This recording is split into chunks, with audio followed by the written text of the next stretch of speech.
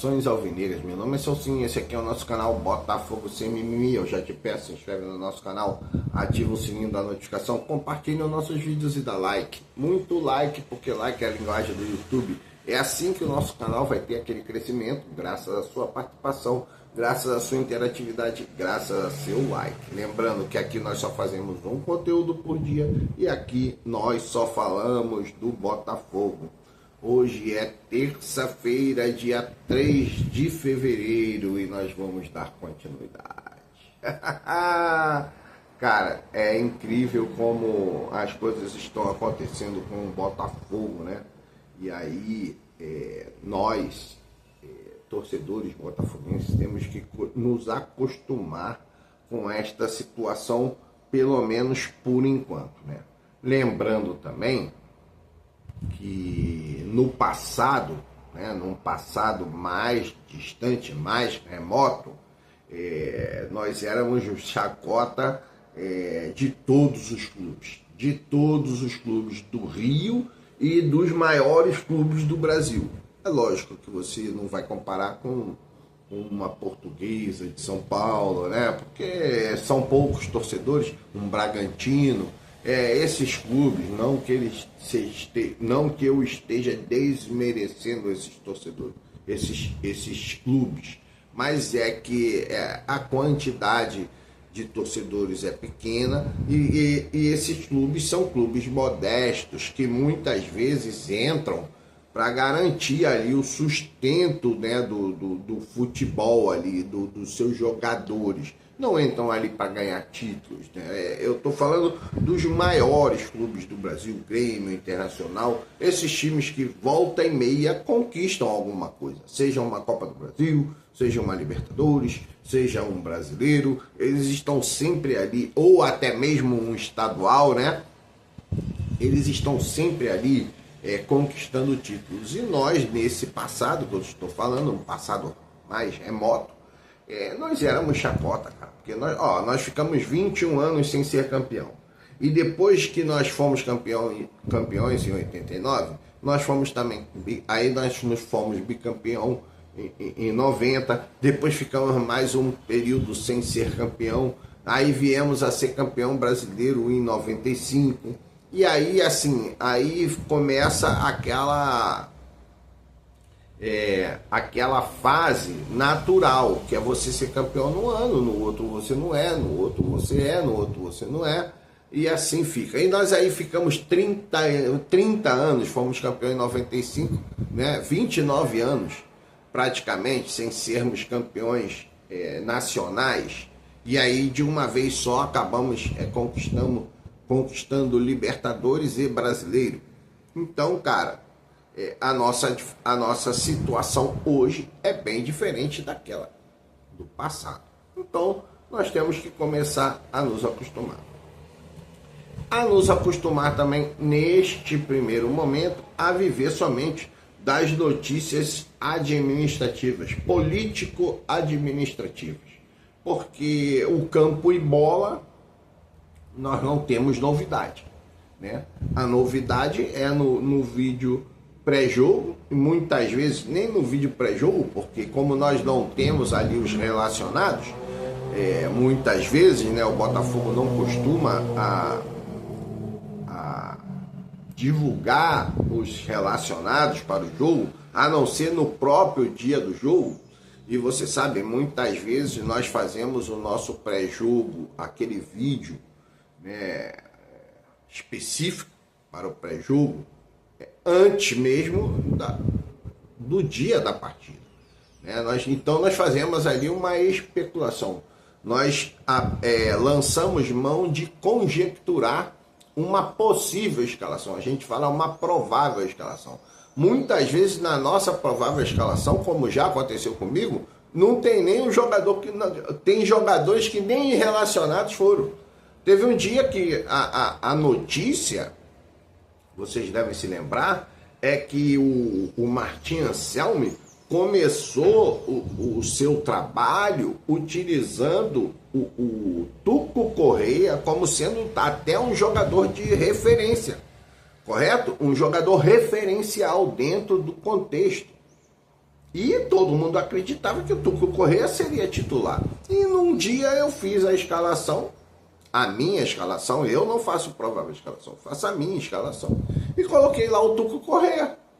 Cara, quando for ver o relacionado, que saiu quase 1, 2 horas, 3 horas antes do jogo, os relacionados, aí eu vi que o Tuco Corrêa nem relacionado estava. Como não está até agora, né? Parece que está machucado. Ninguém sabe se ele voltou a treinar. O Cris Ramos é a mesma coisa.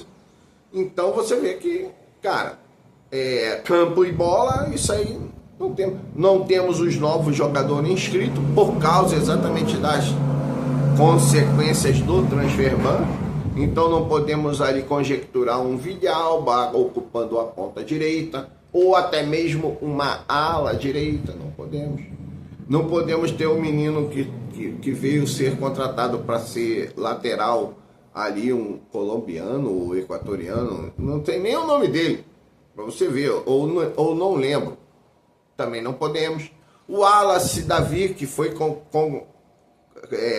contratado aí junto ao Fluminense para estar ali no elenco, né, o volante, não podemos contar com nada disso.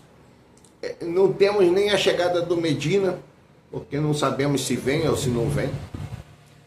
Já temos notícia de que o Vasco contratou o Cuiabano, ou seja, não temos mais a oportunidade de repatriar o Cuiabano com um outro empréstimo. Então você vê que campo e bola está amplamente, definitivamente sendo prejudicado pela questão político-administrativa financeira, né? O transfer ban depende de dinheiro, as contratações dependem da solução do transfer ban, e vai chegar um momento que nós vamos estar enrolados. Bom, então essa é uma situação que nós temos aí que nos adaptar no momento. Eu particularmente, não sou chegado a fazer esse tipo de vídeo, porque, como eu falei, cara, eu não entendo nada dessa parte jurídica, né, que envolve esses 3 pilares aí, político, administrativo e financeiro. Tudo isso passa por um check-up, vamos colocar assim, né, por um filtro da parte jurídica. Quando você faz alguma coisa nesses 3 pilares, o fundamental é que juridicamente esteja tudo correto, para que você não tenha surpresa. E aí o Botafogo está procurando aí ajustar essa parte jurídica dentro dessa questão político-financeira administrativa. Com relação à parte administrativa aí, nós vimos nesses dias, né, a polêmica do John Textor com o social, né? O social está fazendo o papel mínimo que se espera do social, né? Que é garantir, proteger o patrimônio, né? O ativo do Botafogo, para que ele não seja deteriorado pelos dirigentes da SAF. E aí, esse é um detalhe. O outro detalhe é a questão do Tairo Arruda, que é o CEO. Na realidade, o Tairo Arruda, ele nunca foi verdadeiramente o CEO do Botafogo. Ele é uma pessoa que tem que ocupar o cargo de CEO. Porque você não vê ele dando nenhum tipo de entrevista, ou nenhum tipo de opinião, nada que seja relevante, verdadeiramente relevante, né? Alguma coisa, alguma indicação, nós vamos construir área molhada, nós vamos aumentar ali o número de campos dentro do CT, né? Nós venhamos a trocar de fornecedor de camisa, né, que parece que vai trocar, vai entrar Mizuno, não sei também se é Mizuno, se não é. Então, cara, notícias relevantes, ele não veio falar. Nós vamos contratar o jogador fulano de tal, ele chega dia tal, tá tudo certo. não tem essa participação, né? Temos ali também o Alessandro Brito e o Léo Coelho, mas esses caras, cara, ficam tudo na sombra.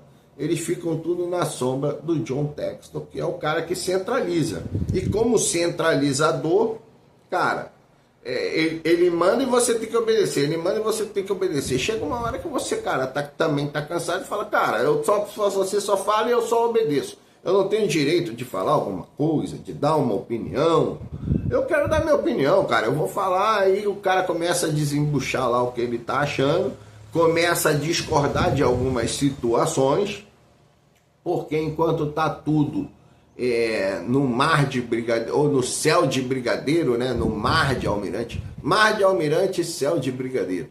Quando tá tudo nessa situação, ali tá tudo bem, cara. Tu tá numa posição importante, você não tá vendo risco nenhum ali, né?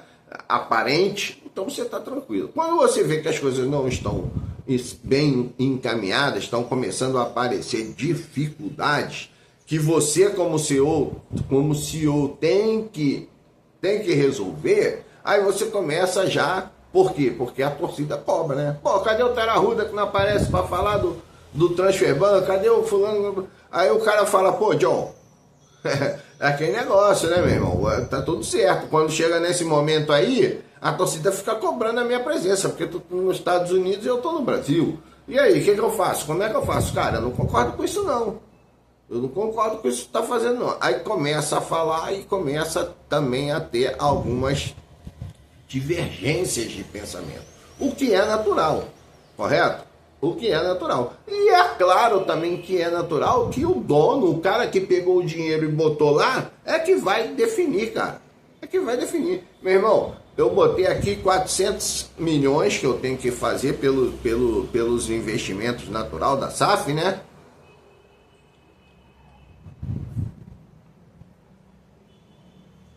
E, cara, tô botando dinheiro aqui para contratar jogador. Esse dinheiro aí tudo é por fora, cara. Esse dinheiro tudo é por fora. Por exemplo, a SAF. Outra coisa que eu também, como eu falei, não entendo, não quero saber. A SAF, ela foi comprada por 400 milhões de euros, 400 milhões de dólares ou 400 milhões de reais? Qual foi o valor da SAF?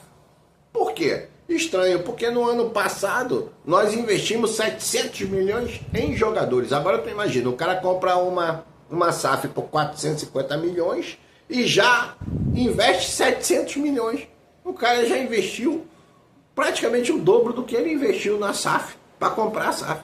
Ele investiu em jogador. Não sei se vocês vão se lembrar que houve uma conversa nesse sentido. Então, cara, são detalhes que para mim eu não entendo, não quero saber e não fico aqui discutindo, mas eu só trouxe para você poder entender. Então o John Textor, ele continua botando dinheiro, cara. Dinheiro por fora daquele dinheiro previsto para investimento, né? Para investimento, vamos botar assim, aquele investimento fixo na SAF, aquele investimento obrigatório. Tá? Não diz nada ali na aquisição da SAF que ele tem que contratar 300 milhões por ano em jogadores. Existe isso? Eu acho que não. Então, tudo isso são detalhes que acabam fazendo diferença ali. E na hora o cara vai falar, pô, meu irmão, eu tô botando dinheiro, filho. Eu tô botando dinheiro. O Botafogo arrecadou 1,5 bilhão de reais. 1,5 bilhão. Para onde foi esse dinheiro? Cara, foi para repor o dinheiro que o cara gastou. Né? Foi para repor o dinheiro que o cara gastou. Em algum lugar, em algum momento, logicamente tem que ter uma prestação de contas. Mas o que eu estou querendo falar, cara, é que na realidade o cara vai determinar e todo mundo vai cumprir. O que ele falou, cara, o Botafogo e qualquer ativo que eu tenha, ele está disponível para negociação. Quer, faz uma oferta e leva tudo. Cara, você imagina você chegar ali, gastar 400 milhões e do nada vir alguém levar todos os teus 400 milhões e tu ficar de mão abanando. Eu acho que isso não vai acontecer, né, cara? Eu acho que na pior das hipóteses vão ter que devolver o dinheiro para ele, o dinheiro que ele investiu. Eu não sei, eu fico olhando ali o pessoal falando, não, que o associativo deve retomar. Eu sei que o Vasco, o Pedrinho retomou, mas eu não sei se a 777 perde todo o dinheiro que ela investiu. Eu não sei como é que funciona isso. Então é uma coisa que é deveras complicada. Bom, mas aí houve esse problema aí entre o Textor e o Tairo Arruda. Muitos dizem que em breve o Tairo Arruda será demitido. O Textor disse que o Tairo Arruda vai continuar no comando, né, como CEO do Botafogo, que eles estão bem, que uma discussão realmente aconteceu, mas que eles já chegaram a um acordo. E agora o Botafogo está nessas condições de ter o aporte, ou empréstimo, aporte. Cara, para mim também não interessa nada disso. O que interessa, cara, é que a pessoa esteja nessa posição e fala, cara, agora não tem mais como nós ficarmos desse jeito. Vamos fazer o seguinte, Tex, nós vamos botar aí um representante, ou o próprio João Paulo, João Paulo Magalhães Lins, o nome dele. Eu achava que era João Paulo Fragoso, tanto que eu falava só João Paulo que eu não lembrava o sobrenome. Então, cara, João Paulo vai passar a integrar ali o conselho administrativo, né? Dentro da parte administrativa e falar, cara, ó, contratamos o Danilo por 22, vamos vender por 35, vamos vender por 40, cara, vamos pagar aqui os 22 ou o que falta e vamos separar só o restante, certo? Vamos separar só o Textor tem que tirar o prolabore dele, cara, tira a parte do prolabore e deixa o resto em caixa e fazer o caixa do Botafogo. Bom, então assim que eu vejo essas questões, né? O Botafogo está dentro dessa dificuldade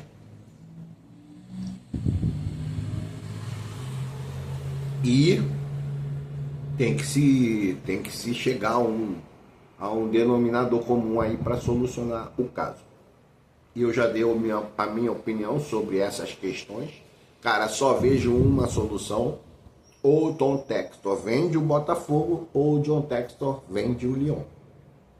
E eu espero que, se ele optar por vender o Botafogo, que ele encontre ali o melhor comprador, o melhor investidor para a SAF.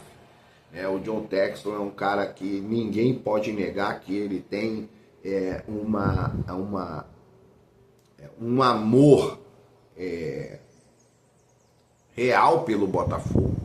Ele tem um amor real pelo Botafogo, embora ele não seja botafoguense. Não podemos nunca dizer que ele ame o Botafogo como nós amamos, correto? Mas ele ama de verdade o Botafogo, e eu tenho certeza que ele não vai entregar o Botafogo na mão de qualquer um, e que ao fazer o seu negócio ele vai buscar o melhor investidor para o Botafogo, aquele que vai pagar o melhor preço para ele pelo investimento que ele já fez, e aquele que vai fazer os melhores investimentos dentro do Botafogo.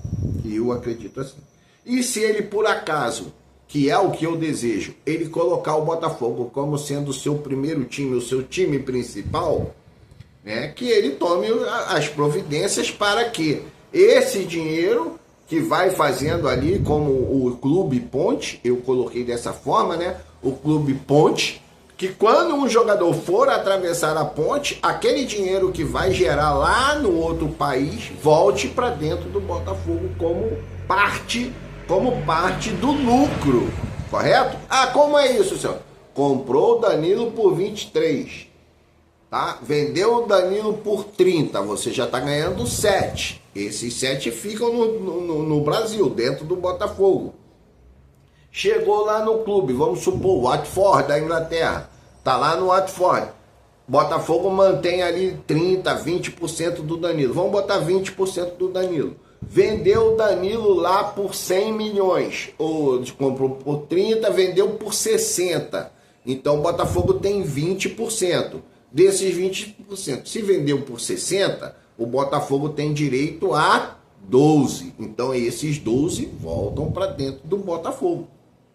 voltam para dentro do Botafogo. Vendeu por 12 lá, não tem 20% que são do Botafogo? Esses 20% não fica lá, ele volta para dentro dos cofres do Botafogo. Você tinha 7 de lucro, agora você tem mais 12, são 19. Correto? Tem 19. Você já pagou o jogador e você já ficou somente com lucro. Ah, você ficou somente com... Comprou por 23, não pagou. Vendeu por 30, você tem que pagar 23. Paga 23, fica com 7.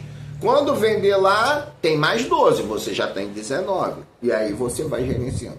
É assim que eu espero que o John Textor, ao colocar o Botafogo como seu time principal, e também que se for o time ponte, que seja da mesma forma. Tá?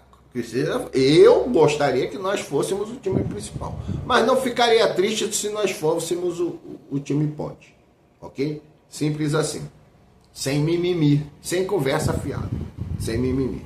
Então, nós vamos aqui também contextualizar a questão do Cuiabano, rapidamente. O Cuiabano contratou o Vasco, o Botafogo precisa do Cuiabano. Não, o Botafogo precisa do Cuiabano. O Botafogo precisa de um lateral, que pode chegar e ser melhor do que o Cuiabano, dependendo do que o cara desenvolver. Correto? Pode ser melhor do que o Cuiabano. Cuiabano é um excelente lateral, mas o Botafogo não precisa do Cuiabano. O Botafogo precisa de um jogador que desempenhe um excelente futebol naquela posição. Você lembra que há muito tempo eu falava do Lucas Esquivel, que é do Atlético Paranaense, que é um excelente lateral também, tá? Então o Botafogo está em vias de contratar um garoto que vai ali, jogar ali naquela posição, que pode ser melhor do que o Cuiabano, render melhor do que o Cuiabano já rendeu. O Botafogo está guardando o Medina. Não, o Botafogo não precisa de um Medina. O Botafogo precisa de um jogador de qualidade que possa fazer aquela função. Se for o Medina, maravilhoso. O cara vendeu o Medina lá para fora. Cara, entra outro e vai fazer o papel. Então, cara, não vamos ficar atrelados ao nome. Vamos ficar atrelados ao perfil do jogador que nós precisamos. Bom, então, nós falamos hoje. Esse foi o nosso assunto. Infelizmente, não tem campo e bola, né? Porque não temos inscrição, não temos novidade. Vamos esperar aí, segundo o John Textor, até quinta-feira, quando o tal aporte, tal empréstimo vai ser liberado. Então, é isso aí. Um grande abraço, saudações alvinegras.